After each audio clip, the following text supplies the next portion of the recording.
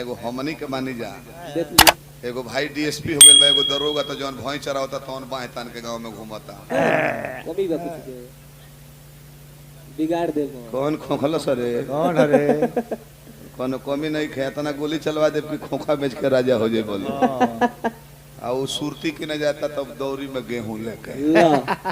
कबले घमंड में बड़े जले परिवार है खाटा बा जब रिटायरमेंट होके आओ तरह सर्विस भाई अपना नाम जमा कर ले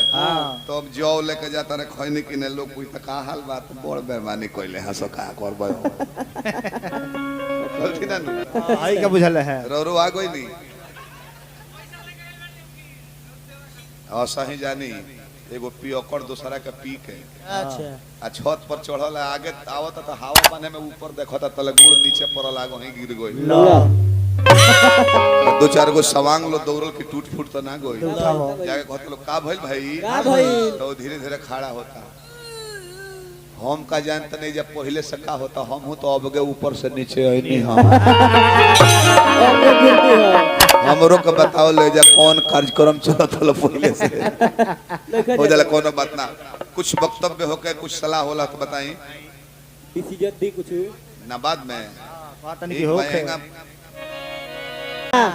राम करवा सब पूजा करी ले उनका बाबू के उनका बेटा के ना होला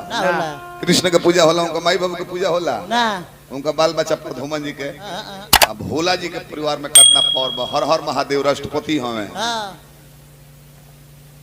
महा के बाद शब्द ना हम महादेव राष्ट्रपति हमें उनको पूजा होला जगत जननी मैया पार्वती वो पूजा ली जगत के माई होई बड़ बेटा देवता लोग के कमांडेंट 6 गो मुड़ी ले कार्तिक जी वो पूजा ले सेनाध्यक्ष हमें गणेश जी प्रथम पूजनीय वो पूजा ले